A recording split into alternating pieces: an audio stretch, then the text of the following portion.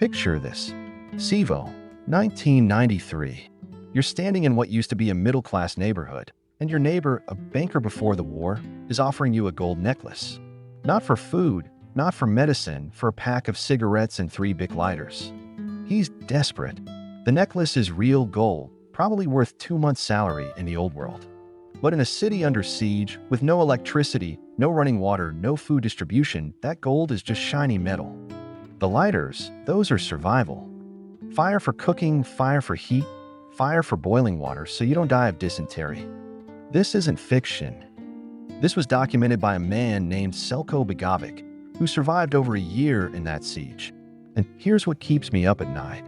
He watched people with gold starve, while people with practical skills and tools thrived. The conventional prepper wisdom says stack gold and silver. If you don't hold it, you don't own it. I've said it myself. But when we forensically examine what actually happens during total economic collapse, not theory, documented reality, gold ranks far below something else entirely. Skills, land, tools, community, the Amish hedge. By the end of this video, you'll understand why a $1,000 investment in the right practical goods and skills will save your family when $10,000 in gold bullion won't. Let me show you the pattern. Because this has happened before multiple times in multiple countries, and the data tells the same story every single time. Number 1, currency collapse happens faster than anyone believes possible.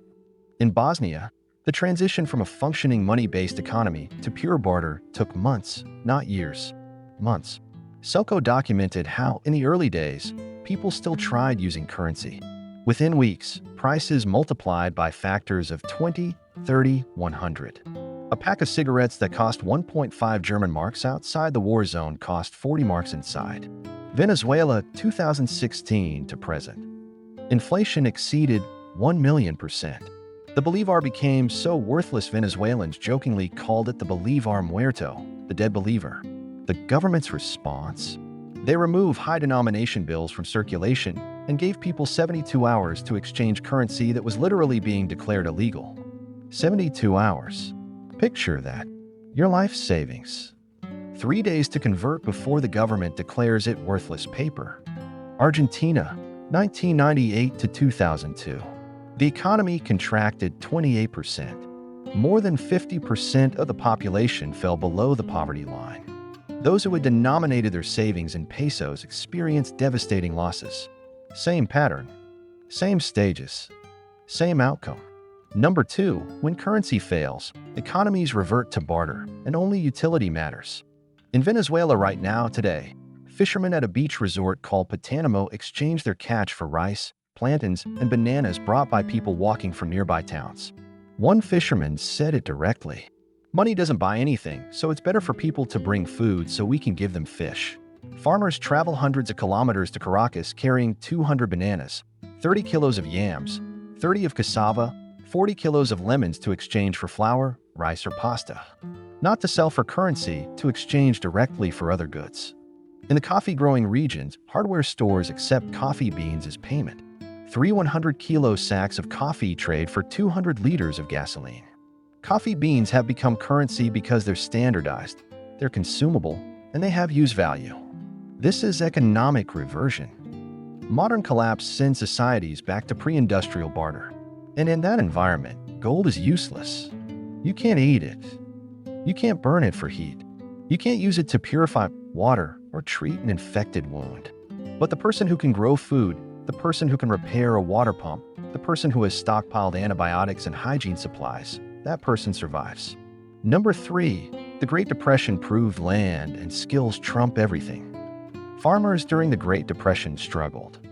Crop prices fell to devastating lows. Some burned corn as fuel because it was cheaper than coal. But farmers with productive land possessed an irreplaceable advantage. They could produce their own food. Documented experiences from rural Iowa show farm families raised large gardens with vegetables, canned fruit from orchards, produced milk and cream from dairy cattle, and supplied themselves with meat and eggs from chickens. They bought flour and sugar in 50-pound sacks and baked their own bread. Farm wives made clothing from cloth cut from flour and feed sacks. Zero cash income. Survived anyway. Urban families were destitute. In Dubuque, Iowa, 2,200 workers lost their jobs between 1927 and 1934. Those workers, even if they'd maintained their wages, which dropped 30% nominally, faced hunger because they had no productive capacity. One grandfather commenting on my last video said it perfectly.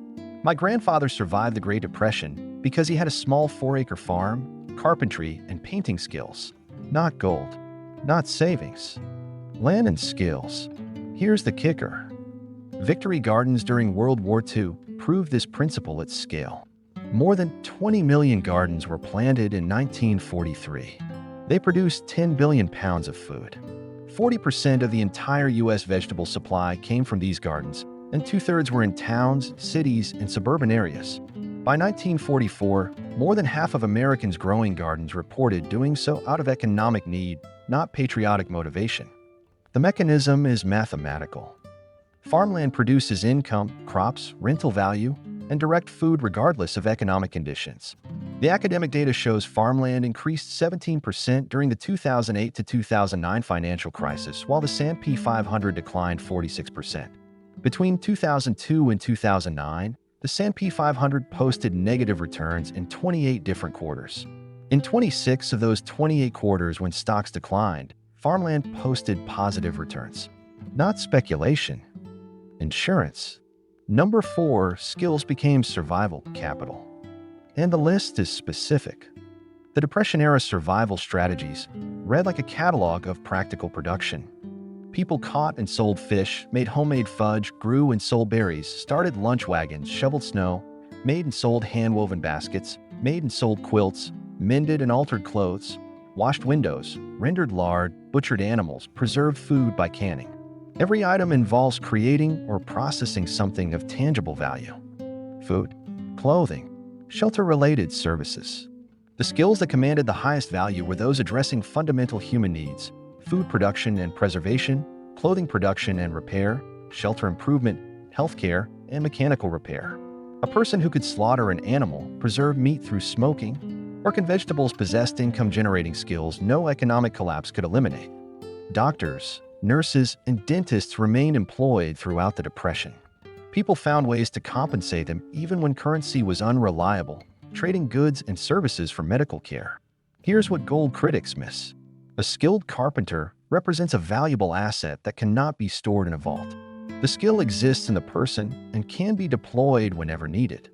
Gold sits in a safe producing nothing. Number 5. Selko's testimony reveals what actually traded in total collapse. When currency became worthless, certain items emerged as most valuable. Ammunition ranked highest because people needed it for hunting and self-defense.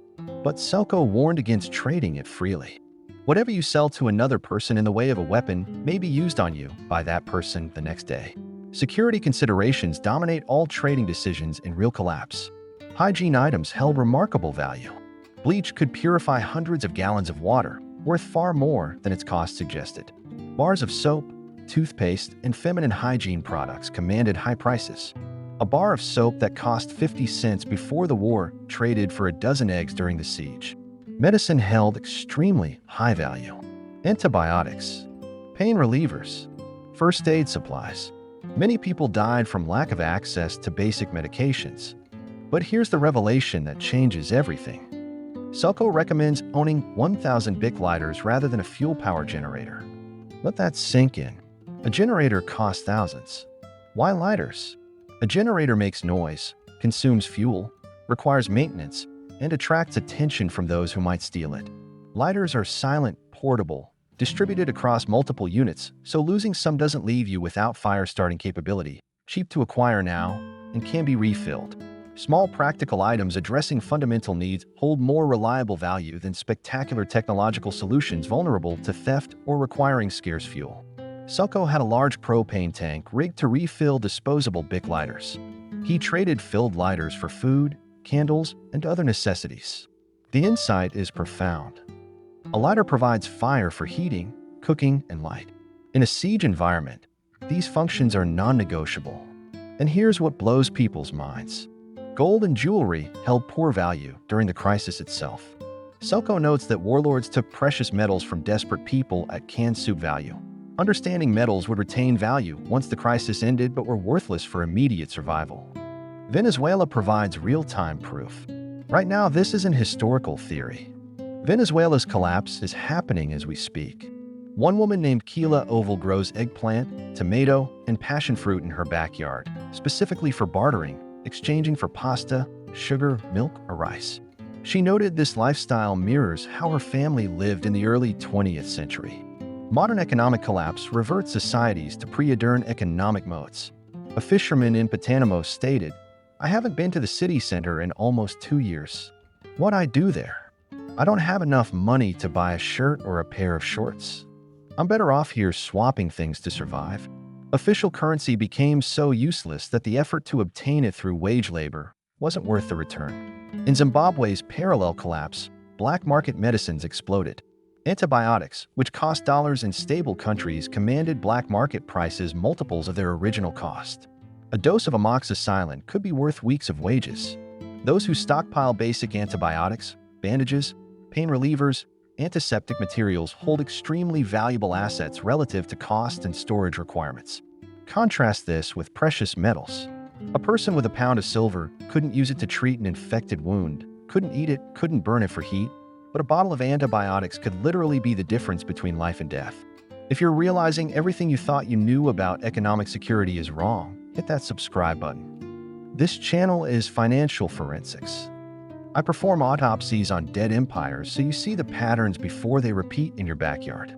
Drop a helicopter emoji if you're positioning yourself for what's coming, and tell me what you want me to dig into next. I read every single one. Number 7. Community networks are the overlooked asset that determines who survives. Meta-analytic studies across 148 studies with 308,849 participants found that individuals with stronger social relationships had a 50% increased likelihood of survival compared to those with weak social relationships. 50%. That effect size is comparable to quitting smoking and exceeds many established risk factors for mortality. Soko's account emphasizes this. He notes that almost all the trades were made in private arrangements after you got information about someone who had something that he wants to trade, and that the best situation was if you knew that person prior to the war. So you had already built trust from before. Trust-based relationships become economic infrastructure when formal systems collapse. What you commented, if Amish community that share and help each other's, community is one thing missing from many survival strategies. Exactly. Communities with established structures, neighborhood organizations, churches, mutual aid networks, coordinate response, pool resources, and provide support far more effectively than isolated households. In Venezuela, communities informally organized food sharing and barter networks that help distribute scarce resources. In Bosnia, communities organized around trusted leaders to manage security, allocate resources, and coordinate survival strategies for contemporary preparedness. This means developing relationships with neighbors, participating in community organizations, and building trust-based networks should rank as high as stockpiling supplies. Social capital is survival capital. Number 8. The comparative analysis destroys gold's claim as collapse insurance. Let me show you gold's fundamental problem as a collapse hedge. In the Bosnian siege, where the economic system collapsed most completely, gold held virtually no value during the crisis itself. The fundamental problem. Gold produces no income and addresses no immediate survival need. Food feeds you. Tools allow you to produce and repair. Skills generate services people trade for. But gold is inedible, non-functional, and only valuable if someone else wants to trade for it. In early collapse phases, when people are desperate for food, tools, and medicine, gold is not what they want. In later phases, when civilization stabilizes around a new equilibrium, gold might regain value. But the person holding only gold while others hold productive assets will have suffered through the crisis without generating income or means of survival. During the 2008-2009 financial crisis, farmland increased in value by 17% while the S&P 500 declined 46% and gold initially declined before recovering. Farmland provided stable income returns throughout rental value. Crop sales direct food production regardless of what other assets did. Here's the brutal math. Farmland's average volatility from 1992 to 2020 was 6.84%, less than half the S&P 500 volatility of 16.9% and notably lower than gold volatility of 14.8%. During periods of high inflation, farmland returns averaged 14.67% annually, more than double the average inflation rate itself. Not theory, historical fact. So where are we seeing these signs right now? Venezuela stage 5 complete collapse. Barter economy, currency worthless. Turkey stage 3 advancing. Official inflation understated. Gold accounts doubled as citizens flee the LRA. Lebanon stage 4. Banks froze accounts. Currency lost 98% of value in 18 months. And the elephant in the room, the United States. $38 trillion in debt. The Congressional Budget Office projects deficits will continue indefinitely. Interest payments on the debt now exceed defense spending. The Federal Reserve's balance sheet expanded by trillions since 2008. Central banks globally are buying gold at the fastest pace since 1996. More gold than U.S. Treasuries for the first time. One of you commented, "My only bone to pick is this." This assumes that currencies collapse one at a time. I think we're looking at a general collapse of Western currencies within a couple of years. I agree. For the first time in civilized history, 100% of the world's currencies are fiat with none backed by gold or anything real. With global interdependency, the destruction of major currencies will likely happen simultaneously. Domino effect, systemic failure. So here's the question that actually matters. What do you do? The Amish hedge is a diversified strategy combining 5 elements. Number 1, acquire productive land if economically feasible. Even small-scale vegetable gardens provide meaningful food production capacity and develop skills. Communities in Venezuela adopted rooftop gardens and backyard food production as necessity drove adoption. Number 2, develop practical skills targeting in-demand areas. Food production, gardening, animal husbandry, food preservation, repair skills, carpentry, plumbing, mechanical, medical knowledge, first aid, basic nursing. These skills cannot be stolen, degrade only through disuse, and remain valuable regardless of economic regime. Number 3, accumulate practical goods with direct utility and long shelf lives. Medical supplies, tools, batteries, lighters, hygiene items. Preserved foods. These maintain utility regardless of economic condition and become barter currency in collapse scenarios. Number 4, build community networks explicitly and seriously. Participate in community organizations. Build relationships with neighbors. Establish communication networks. Identify people with useful skills and resources. Number 5, hold some precious metals for optionality after the crisis stabilizes, but only after you've secured the first 4 elements. Gold provides no value during the crisis itself. The evidence from multiple documented collapses. Bosnia, Venezuela, the Great Depression, recent U.S. recessions converges on a consistent conclusion. When monetary systems fail and institutional support collapses, survival depends on productive capacity, practical skills, and community networks, not gold, not savings, not financial assets. The question isn't if. The question is whether you'll position yourself to survive when it does. If this forensic breakdown gave you a new lens, hit subscribe. This one was inspired by your comments on the last video demanding practical survival assets instead of financial theory. Drop a helicopter emoji if you're already positioning for what's coming, and tell me what you want me to dig into next. Some of you are already there. One comment, my grandparents survived the Great Depression because they had land and skills. Another, we've emptied our savings account completely and put everything into precious metals. That's a start, but make sure you're balanced across the 5 elements. The only question is whether you'll see it coming or be standing in line wondering how bread costs 200 billion marks while the person next to you trades a dozen eggs for a loaf because they own chickens. Now go diversify before you're forced to.